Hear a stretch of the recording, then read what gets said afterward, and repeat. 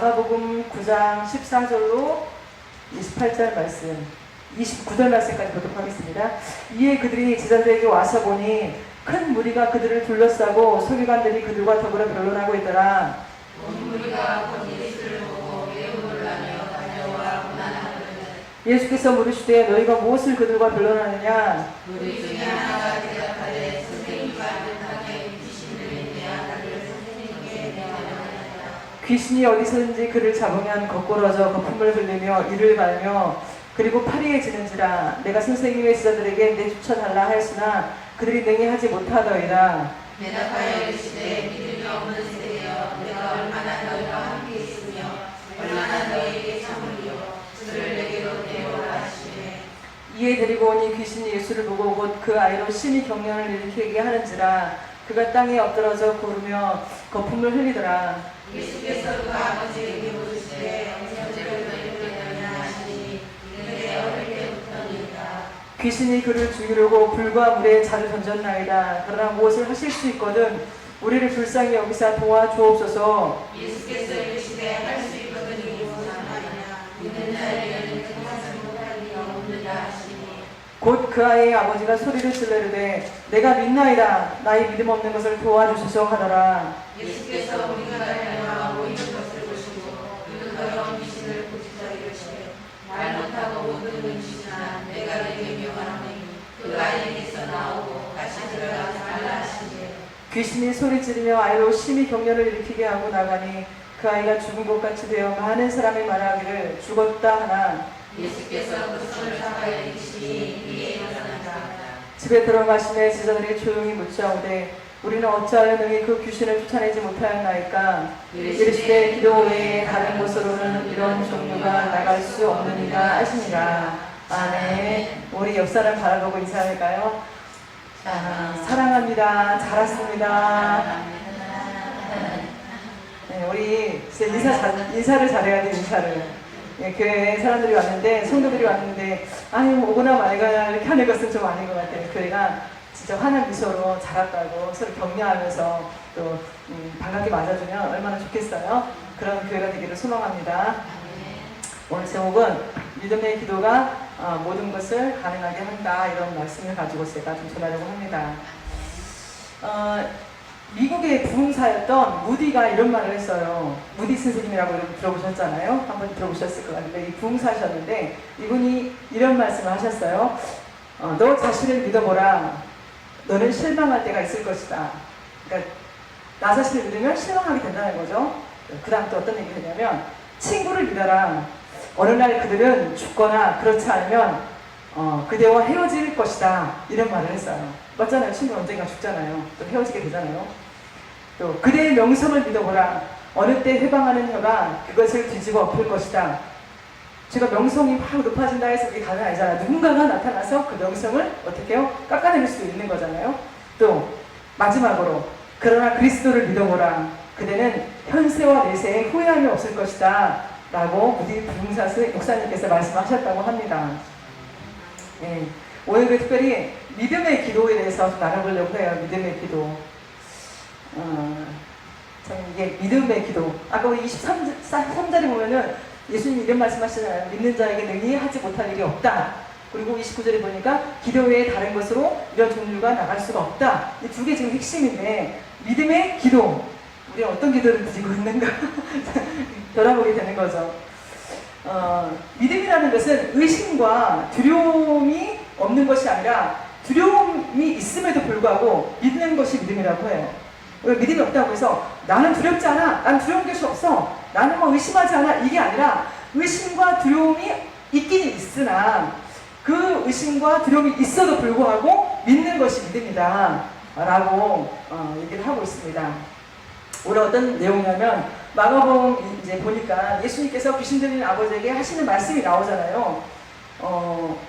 어떤 아버지가 이제 아들 하나를 키우고 있는 거죠. 아들을 애지중지 키웠는데 이 아들이 어느 날 정말 이상한 행동을 하는 거예요. 이상한 행동을 하고 막 갑자기 쓰러지고 막 거품이 막 나오고, 막 입에서 막 거품이 막 나오고, 막 경련을 일으키고 발작을 일으키고. 우리는 사실 그런 아이를 키워보지 않았잖아요. 근데 저희가 딸이 아토피가 있었어요. 사실 어렸을 때 둘째가. 제가 그 아이의 아토피를 붙들고 울었어요. 진짜 애가 너무 괴로워하는데 그걸 보는 제 마음이 찢어지더라고요. 그래서 제가 그 다리를 붙들고 진짜 많이 울었거든요. 하나님 이 다리를 고쳐달라고. 그래서 지금 고쳐주셨지만 그때 기억이 나요. 근데 이 아버지는 어떻게 했어요? 아토피 정도가 아니에요. 얘 아들이 막 귀신 들려가지고 막 다니면서 막 갑자기 쓰러지고 막 거품이 일어나고 많은 사람들이 몰려들고 그걸 하나도 아니고 정말 자주 겪었다고 좀 돼 있잖아요. 이 부모의 마음이 어땠을까? 진짜 여러분 하나님께서 건강한 자녀 준 것도 복이라고 생각하시기 바랍니다. 큰 복이죠. 자, 이런 아들을 보는 이 아버지. 그래서 수업을 했겠죠. 여러 가지 모형도 찾아다니고 다 했지만 그게 안 돼서 결국에 가서는 이제 예수님이 막 그 제자들이 놀라운 일을 행한다 그런 얘기를 듣고 그 희망을 가지고 이제 아들을 들고 이제 찾아온 거죠. 찾아와서 보니까 제자들이 막 있어요. 제자들이 있어서 그 제자들에게 간 거죠. 가서 우리 아이들을 고쳐달라고. 근데 어떻게 지금 내용이죠? 제자들은 귀신 들린 아들에게 어떤 구원을 주지 못했어요. 우리도 그런 예수님 12제자가 사도들합니다. 사도들 나중에 이제 정말 한국교회를 세우면서 한국교회가 아니라 이 기독교를 세우는 아주 놀라운 사도들이잖아요. 그런데 어떤 구원도 줄 수가 없다. 우리가 목회자고 막 그런데 리더들인데 누가 와서 기도를 부탁했는데 기도를 해도 아무런 반응이 나타나지 않는 거예요. 즉 그런 어떤 비참함인 거죠. 사실 그 제자들에게는 엄청 비참하잖아요. 기도를 했는데 성령의 역사가 나타나지 않아요. 그런 상황 가운데 있는 거죠. 그래서 이제 아버지가 자기 아들을 제자들에게 맡겼다가 안 되니까 예수님께 들고 나온 거예요. 예수님, 제자들에게 제가 귀신을 내어 쫓아달라고 했는데 저희가 하지 못합니다. 능히하지 못하는데 예수님, 제 아들이 지금 이런 상황입니다. 어떤 상황이에요? 막 귀신이 들려와서 이 귀신이 어떻게 이 아이를 막 불과 물에 막 자주 던지나이다. 그러니까 막 물속에 뛰어들고 물속에 뛰어드는 것 같아요. 그래서 어떤 지금 상황이 안 되는 거예요. 지금 어떤 인지가 없는 거죠. 그냥 그런 아들을 보면서 이제 예수님께 요청을 하는 거죠. 예수님께서 어떤 말씀을 하냐면 아버지에게 믿는 자에게 능치 못할 일이 없느니라 라고 정말 희망의 말씀을 줘요. 믿는 자에게 능치 못할 일이 없다. 근데 이 아버지가 어떤 얘기를 하냐면 이런 말이에요. 내가 믿습니다. 나의 믿음 없음을 도와주소서. 굉장히 중요해요. 지금 주님 제가 믿고 싶은데 믿음이 없어요. 저의 믿음 없음을 도와주세요 라고 아버지가 지금 누구에게요? 예수님께 지금 얘기하고 있지 않습니까? 주님께 도움을 요청하고 있는 거죠. 예수님은 자신의 이 믿음 없음을 인정하며 한탄하는 자에게 어떻게 해요? 은혜를 베풀어 주시고 믿음을 주십니다. 아멘. 그래서 이 믿음의 역사가 곧바로 어떻게 아들에게서 귀신이 떠나가는 이 기적과 같은 놀라운 일을 평생 또 이 아이를 괴롭히며 부모의 마음에 근심이며 아픔이었던 그 귀신이 즉시로 떠나가는 놀라운 일이 일어나는 것이죠. 우리들도 이런 믿음을 가지고 기도를 해야 됩니다. 우리가 믿음이 없어요. 진짜 믿음이 없어요. 그럼 어떻게 이 아버지처럼 인정하는 거예요. 주님 제가 믿음이 없어요. 저희 믿음을 없으면 용서하시고 저에게 그 믿음을 주세요 라고 기도할 수 있어야 되겠습니다. 주님께서 이 귀신 들린 아버지에게 내게 믿음이 있느냐고 물으시듯 우리에게도 동일하게 묻고 계시죠. 너도 내가 모든 것을 할 수 있다고 믿니? 네 병을 고칠 수 있다고 믿냐?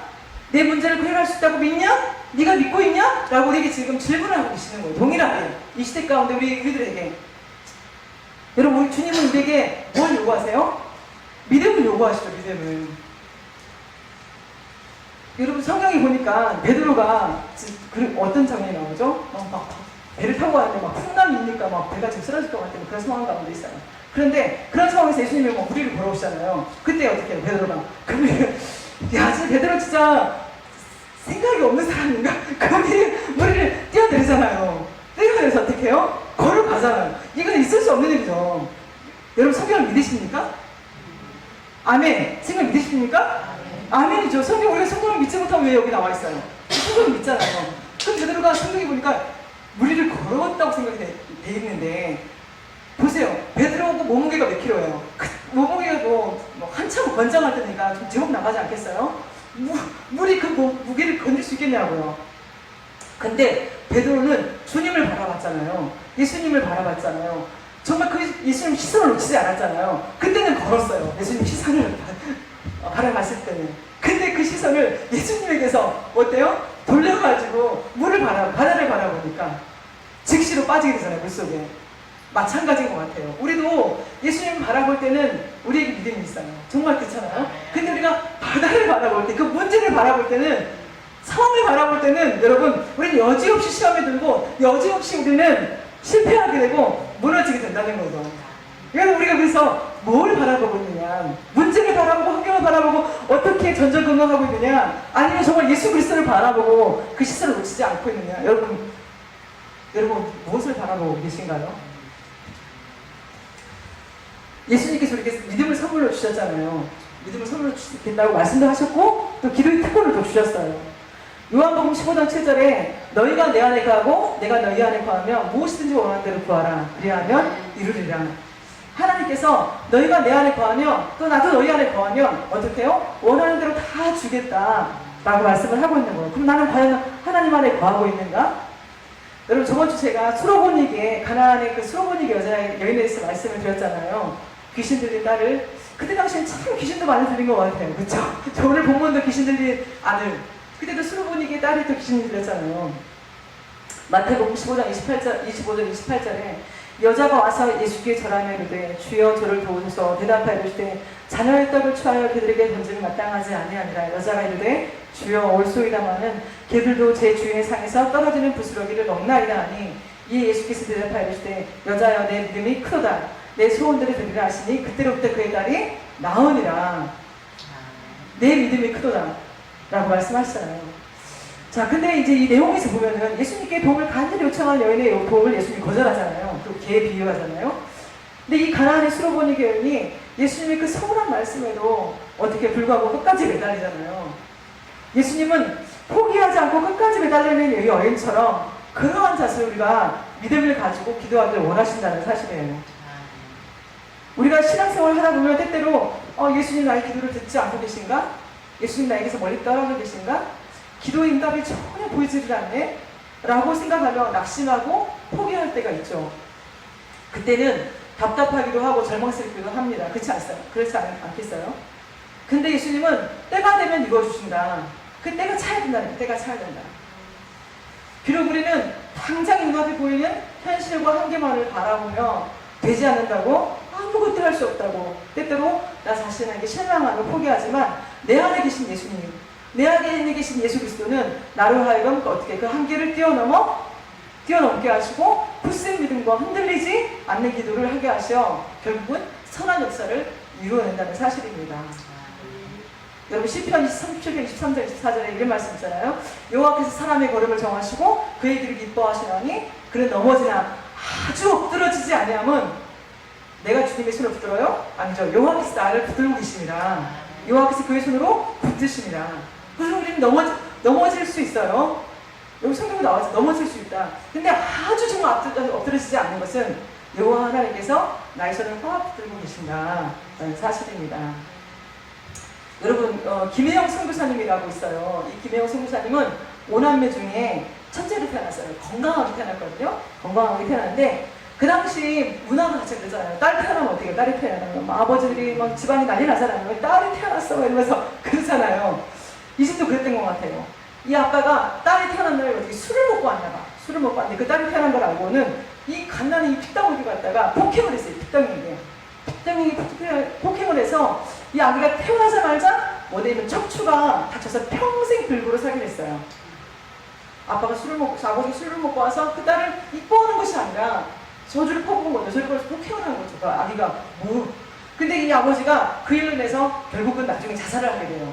이제 수년후에 괴로워하다가 자살을 하게 되고 이 김혜영 선교사님의 어머니는 정신질환을 앓게 되고 이 어머니는 이 딸이 그러니까 김혜영 선교사님이 14살 때 돌아가시고 앓으셔서 어머니가 정신질환을 앓게 된 거죠. 제가 지금 잘못 얘기했네요. 아버지는 자살했고 어머니 정신질환을 앓게 된 거예요. 그래서 집안이 정말 제대로 된 형편이 아니잖아요. 어떻게 되겠어요? 집안이 돌아가지 않는 거죠. 그래서 14살에 가정부로 가게 돼요. 이 선교사님이 가정부로 가서 남의 집에서 일을 하게 되는 거죠. 그러다가 이제 초등학교면 겨우겨우 어떻게 졸업을 했어요. 초등학교를. 그래서 한 달만 겨우 읽을 정도. 근데 이제 이분이 어느 날 그 무료 직업훈련학교 있잖아요. 그런 데서 모집 광고를 보게 돼요. 그래가지고 이분이 기술을 배우겠다. 차라리 가정부로 사는 것보다 기술을 배우는 게 낫겠다 생각을 해서 이제 그 직업학교에 들어가게 돼요. 거기서 한 사람을 만나요. 인생에 정말 그 사람의 인생을 완전히 바꿔놓는 한 사람을 만나게 되는데 누구냐면은 독신앙 기독교인 선생님을 만나게 돼요.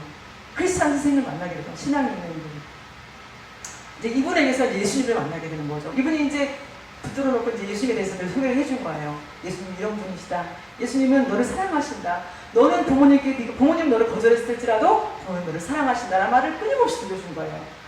자, 그래서 이 여인이 이 김혜영 선교사님이 그 가난과 절망, 불모와 장애로 평생 동안 원망하며 그렇게 살았던 그가 예수님 여건이 달라졌어요. 인생이 달라졌어요.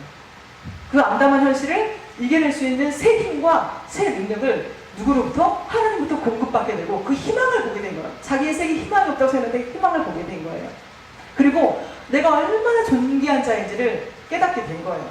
사실 저도 제가 얘기했잖아요. 잠깐 전에 아버지가 뭐 알코올 중독자에 맨날 엄마를 때리고 하여튼 우리 엄마가 안 맞은 날이 없어요. 거의 그 이빨이 다 나가고 자칫질한 날에 그렇게 괴롭혔어요. 우리도 엄청 맞았거든요. 맞고 그런 상황 속에서 나는 정말 사랑받지 못하는 존재로 태어나였나? 제가 그런 마음이 있었어요. 근데 제가 여러분 앞에 서 있지만 제가 중학교를 졸업하고 사회생활을 했거든요. 중학교 졸업하고 너 나가 돈 벌어라 라고 저희를 아버지는 이제 초등학생만 돌아가시고 저를 이제 초등학생만 돌아가시고 제가 이제 중학교를 졸업했는데 엄마가 너는 돈 벌러 가야 된다라고 저를 보내셨어요. 저기 막 멀리 떨어진 곳에서. 내가 정말 사랑받지 못하는 존재구나. 저한테는 예수님 몰랐거든요. 예수님 모르고. 그렇게 이제 지내다가 제가 이제 결혼을 하게 됐어요. 남편이 이제 저희 남편, 지금 만난 남편이 저를 오래도록 따라다니는데 그 남편을 만나서 결혼하게 됐는데 그렇게 다니면서 이제 어떻게 이제 신앙생활을 하게 된 거예요. 근데 왜 그 찬양 있잖아요. 당신은 사랑받기 위해 태어난 사람. 그 찬양을 하는데 제가 얼마나 울었는지 몰라요. 내가 사랑받기 위해 태어난 존재구나. 저는 제가 사랑받을 존재라고 생각을 해본 적이 한 번도 없거든요. 왜냐면 제가 부모님, 엄마로부터 사랑받는다는 느낌을 제가 받아본 적이 없고 아버지는 늘 그 모습 그대로였고 그러니 제가 사랑받는 존재라고 느꼈겠냐고요. 물론 이제 그렇게 해서 그 사랑받는다는 그 하나님이 나를 사랑하신다는 그 사랑 안에서도 저도 회복이 됐지만 이 성교사님도 마찬가지예요. 그래서 낮에는 기술을 배우고 밤에는 검정고시를 준비했어요. 근데 이분이 키가 몇이냐면 134. 왜냐면 척추가 손상이 되다 보니까 더 이상 크지를 못하는 거예요. 134cm에 조금만 걸어도 힘이 드는 거야. 그래서 몇 번씩 쉬어야 되고 그 통증 때문에 허리 통증 때문에 복대를 13년 동안 하고 다녔다고 해요. 복대를 못 풀고. 자, 그래서 그런 상황에서 그럼에도 불구하고 하나님은 나와 함께 하셔. 하나님은 나를 지켜주셔. 나를 붙들어주셔. 나를 도와주셔. 그런 의심치 않는 믿음이 그분에게 있었던 거예요. 그래가지고 노력한 끝에 전국 장애인 기능대회에서 평을 분야에서 금메달을 수상하고 또 1985년에 콜롬비아에서 세계 장애인 기능협회에서 우승을 하게 되거든요. 우승을 하게 되고 이제 그분이 내가 하나님께 이렇게 은혜를 받았는데 나도 하나님을 위해서 뭔가를 해야 되겠다 해서 6개월 단기 선교를 떠나요. 저기 보츠와나라는 그 앞에 어디로 사막 한가운데 있는 그런 곳으로 가게 되는 거죠. 가서 뭘 하냐면 그 동네 아이들 불러다가 그 자식이 가지고 있는 그 은사 있잖아요.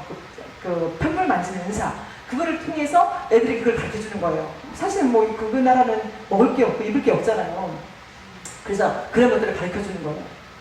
그래서 나는 그 아이들에게 하나님의 사랑을 전하고 또 어떻게 해요? 그 사회적 편견에서 벗어나 하나님은 너와 함께 하신다는 것을 그들에게 하나님을 전하는 게 되는 거죠. 14년 동안 무려 섬겼다고 합니다.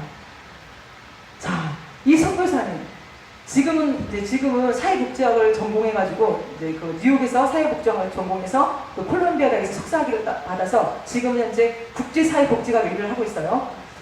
자, 이 정말 척추장애, 불편한 양다리에 키가 134cm에 정말 뭐 어떻게 내려올 게 하나도 없잖아요. 결정과 고난 속에서 그분이 이겨낼 수 있었던 단 하나는 그를 강하게 만드는 단 하나는 그 힘은 바로 예수님. 그 절망 가운데서 나를 지켜주신, 건져주신 예수님. 그 핍박과 편견 중에서도 나와 함께 하시는 예수님. 그 예수님이 어떻게 날 끝까지 사랑하시고 날 포기하지 않으시고 동행하시고 지금까지 지켜주시는 신실하신 분이라고 확고한 그 믿음이 있었기 때문에 이런 놀라운 일들을 할 수 있었다는 것이죠.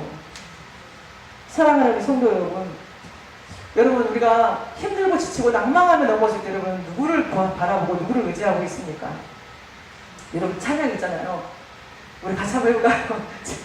나의 등 뒤에서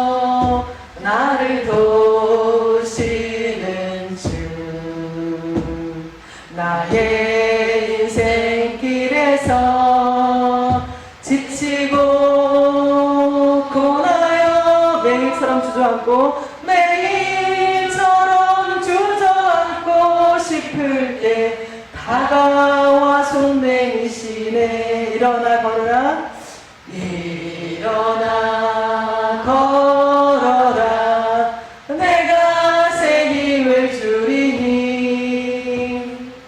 일어나 너 걸어라 내 너를 도우리 내 너를 도우리 내 너를 도우리 내 너를 도우리 내 너를 도우리.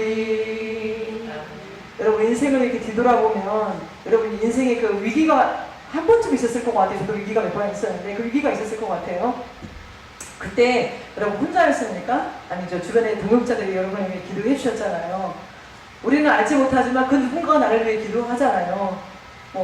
사모님이 기도할 수 있고 권사님들이 기도할 수 있고 우리 구역자님이 기도할 수 있고 누군가가 그 힘들고 어려운 상황 속에 있는 그를 위해서 그 한 사람에서 기도하잖아요.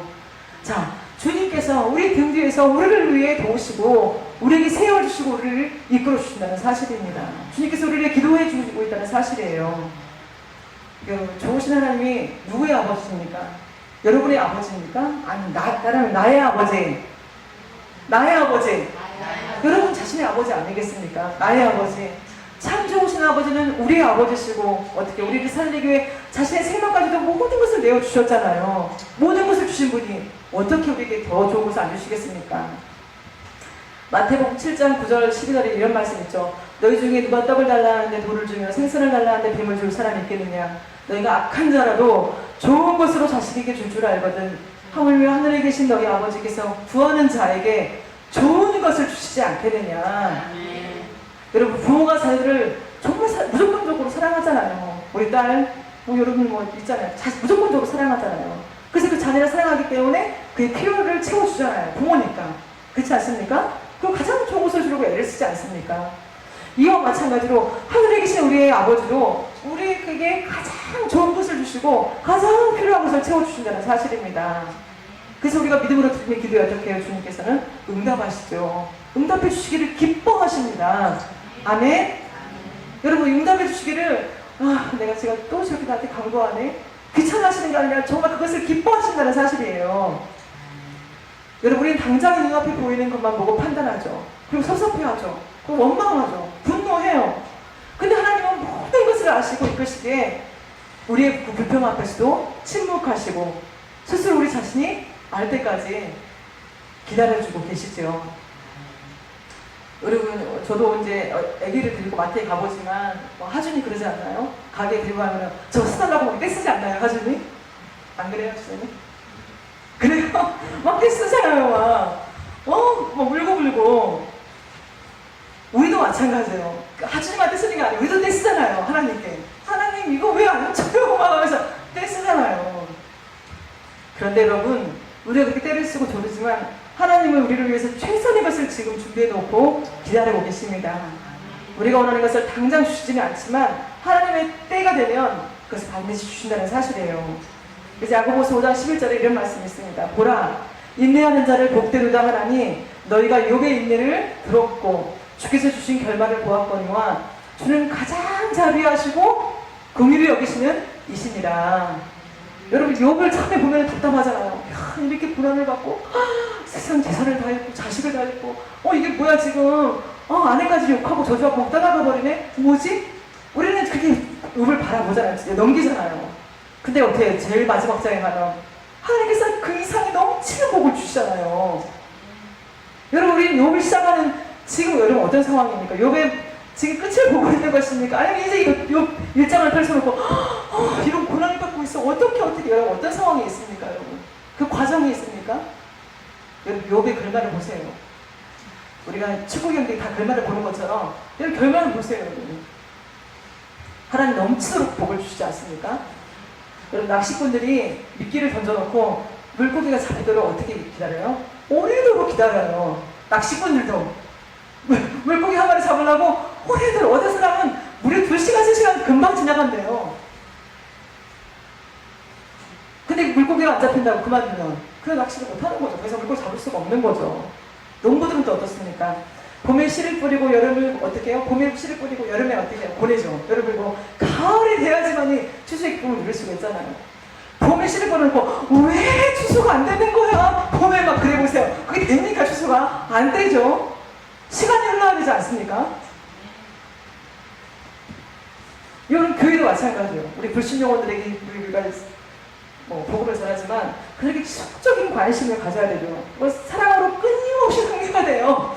봄이 지나고 여름이 지날 때까지, 가을이 올 때까지 그들을 위해 애끓는 심정으로 기도하면서 어떻게 해요? 인내심을 가지고 우리는 기다려야 합니다. 기도하는 기다리게 됐죠. 그러면 하나님의 때에 하나님께서 그들의 마음의 문을 열어주시지 않겠습니까? 그들의 마음을 움직이시지 않겠어요? 우리들의 신앙도 마찬가지예요. 기도의 응답을 기다리고 또 병이 낫기를 기다리고 삶의 문제가 해결되기를 기다리고 방탕한 아들이 돌아오기를 기다리고 믿음이 성숙해지기를 기다리고 주님 오실 날을 또 기다리고 우리는 기다리는 거예요. 아멘? 그 기다리는 동안 우리는 낙담하지 말아야 되고 낙심하지 말아야 되고 포기하지 말고 좌절하지 말고 십자가를 바라보고 주님을 바라보고 인내하며 기다리는 것입니다. 어떻게 해요? 기도하며 기다리죠. 어떻게 해요? 의심 않고 믿음 안에서 기다리죠. 성령 안에서 기다리고 말씀 붙들고 소망 가지고 기다리고 불평하지 말고 기다리고 흔들리는 갈대처럼 작은 바람에도 이리저리 흔들리는 것이 아니라 세상의 그 어떤 소리에도 요동하지 않고 참고 기다리면 어떻게 해요? 종의 빛과 같이 밝은 그 빛을 보게 되는 그날이 반드시 오게 될 것입니다. 여러분 민수기 14장 28절 말씀 제가 이제 읽어드리고 마치도록 할 건데요. 민수기 14장 28절의 말씀이 있습니다. 그들에게 이르기를 여호와의 말씀에 내 삶을 두고 맹세하노라. 너희 말이 내 귀에 들린 대로 내가 너에게 시행하겠다. 반드시 시행하신다는 말씀, 반드시 이루어진다는 말씀, 그 약속의 말씀을 붙들고 여러분 남은 한 주간도 승리하시고 일평생에 그 주님 신뢰하시면서 여러분 인내하시면서 당장에 응답되지 않는다고 여러분 너무 그렇게 하지 마시고 기다리면서 기도하면서 하나님께서 하시는 것들을 보고 누릴 수 있는 그 복을 누리고 살아가는 우리 원동교의 성도들이 되기를 소망합니다.